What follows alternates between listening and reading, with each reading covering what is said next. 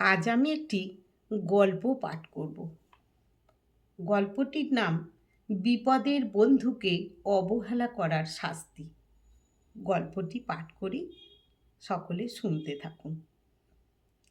একদিন এক ব্রাহ্মণ কৃষক কাশী গ্রামের এক জমিতে চাষ করছিল। সূর্যের তাপে অক্লান্ত পরিশ্রমে একসময় চাষি ক্লান্ত হয়ে পড়ল। গরুর কাঁধ থেকে লাঙল খুলে ব্রাহ্মণ কৃষক কাছের এক গাছের ছায়ায় গিয়ে বসল। ছাড়া পেয়ে ক্লান্ত গরুগুলো মাঠে চড়তে লাগলো। বেশ কিছুক্ষণ বাদে ব্রাহ্মণ কৃষক আবার কোদাল নিয়ে জমিতে নেমে পড়ল। এক মনে সে ক্ষেতে মাটি কুপিয়ে চলেছে। বিকেল গড়িয়ে অন্ধকার নেমে এলে ব্রাহ্মণ কোদাল নামিয়ে গরুগুলোকে খুঁজতে লাগলো। কিন্তু কোথায় তার গরু? উদ্ভ্রান্তের মতো ব্রাহ্মণ চারিদিকে খুঁজে বেড়াতে লাগলো। ব্রাহ্মণ কৃষক মহা বিপদে পড়ে গেল। এদিকে ক্রমশ রাত বেড়ে চলেছে। গরুর খোঁজে কোদাল হাতে ব্রাহ্মণ এগিয়ে চলল। খুঁজতে খুঁজতে জঙ্গল শুরু হয়ে গেল। জঙ্গল থেকে আরও গভীর জঙ্গলে ব্রাহ্মণ গরু খুঁজতে খুঁজতে ঢুকে পড়ল। সারা রাত পাগলের মতো খুঁজে চলেছে। এক সময় হিমালয় অঞ্চলে গভীর জঙ্গলে সে ঢুকে পড়ল। এদিকে রাস্তাও হারিয়ে ফেলল। অনিদ্রায় অনাহারে শরীর আর চলতে চায় না। চারদিকে ঝোপ কাঁটা জঙ্গলে ভরা। দিনের পর দিন কেটে যায়, ব্রাহ্মণ পথ খুঁজে আর পায় না। এদিকে কতদিন কিছু খাওয়া হয়নি। এক সময় ব্রাহ্মণ একটি গাব গাছ দেখতে পায়। লাল লাল পাকা গাবগুলো গাছে ঝুলে আছে। ব্রাহ্মণের এত বেশি খিদে পেয়েছিল যে আর ধৈর্য ধরে থাকতে পারল না। ক্লান্ত অবসন্ন শরীর নিয়েই সে গাব গাছে ওঠার চেষ্টা করল। গুহার পাশে অনেক তাল গাছ ছিল। দিনের পর দিন তাল পাতায় বৃষ্টির জল পড়ে এই নরক কুণ্ড সৃষ্টি হয়েছে। ব্রাহ্মণ মনে মনে ভাবল, আর নিস্তার নেই, এখানেই আমাকে পড়ে পচে মরতে হবে। এই গভীর জঙ্গলে, এই গুহা থেকে কে আর আমাকে উদ্ধার করবে? এইভাবে প্রায় সপ্তাহখানেক কেটে গেল।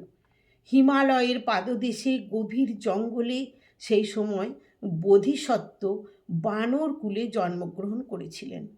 তখন তার নাম ছিল মহাসত্ত্ব। সারা দিন তিনি বনবাদারে ঘুরে বেড়াতেন।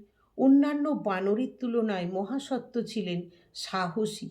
জঙ্গলের দুর্গম জায়গায়, যেখানে অন্যান্য বানররা যেতে ভয় পায়, সেই সব দুর্গম জায়গায় মহাসত্ত্ব গাব গাছের ডালে উঠে বসে থাকেন। হঠাৎ মহাসত্ত্ব দেখতে পান নিচে গভীর গুহায় এক শীর্ণ ব্যক্তি ছটফট করছে। বোধিসত্ত্ব মনে মনে ভাবলেন, একে যদি মুক্ত না করি তবে লোকটা এখানেই মারা যাবে। কিন্তু তিনি তো বানর, তার গায়ে কতই বা শক্তি। একটা লোককে তুলে আনা কি সহজ কথা? মনে মনে মহাসত্ত্ব ভেঙে পড়েন। কিন্তু ভেঙে পড়লে তো আর চলবে না। যেভাবেই হোক লোকটাকে তো উদ্ধার করতেই হবে। এই ভেবে মহাসত্ত্ব বড় একটা ভারী পাথর কাঁধে তোলার চেষ্টা করলেন। অনেকবার চেষ্টা করার পর ভারী পাথরটা তিনি কাঁধে তুলতে পারলেন। তখন মনে মনে ভাবল, তাহলে নিশ্চয়ই আমি মানুষটাকে উপরে তুলে আনতে পারব। এই ভেবে মহাসত্ত্ব গুহায় নেমে পড়ে। অতি কষ্টে ব্রাহ্মণকে ওপরে নিয়ে এলেন। কাঁধ থেকে ব্রাহ্মণকে নামিয়ে মহাসত্ত্ব বললেন, হে ব্রাহ্মণ, আমি খুব ক্লান্ত ও পরিশ্রান্ত। আমি এখানে একটু ঘুমিয়ে নিই, তুমি আমাকে একটু পাহারা দাও। মহাসত্ত্ব মাটিতে ঘুমিয়ে পড়লেন। ব্রাহ্মণ বিপদমুক্ত হয়ে মনে মনে ভাবল, এই বানরটাকে বসে বসে পাহারা দিতে হবে, তার চাইতে একে মেরে ফেলা অনেক ভালো। এই ভেবে ব্রাহ্মণ বিরাট এক পাথর তুলে বানরের মাথায় ছুঁড়ে মারল। কিন্তু সৌভাগ্যবশত পাথরটি ফসকে অন্য জায়গায় গিয়ে পড়ল। সেই শব্দে বানরের ঘুমটা ভেঙে যায়। এক লাফে সে গাছের ওপর উঠে বলে, অকৃতজ্ঞ ব্রাহ্মণ, আমি তোমায় বিপদ থেকে মুক্ত করেছি, আর এই সুযোগ নিয়ে তুমি আমাকে মেরে ফেলতে চাইছো? দাঁড়াও, তোমার মজা দেখাচ্ছি। এই গল্পটি আমার ভালো লেগেছে। গল্পটি জাতকের গল্প।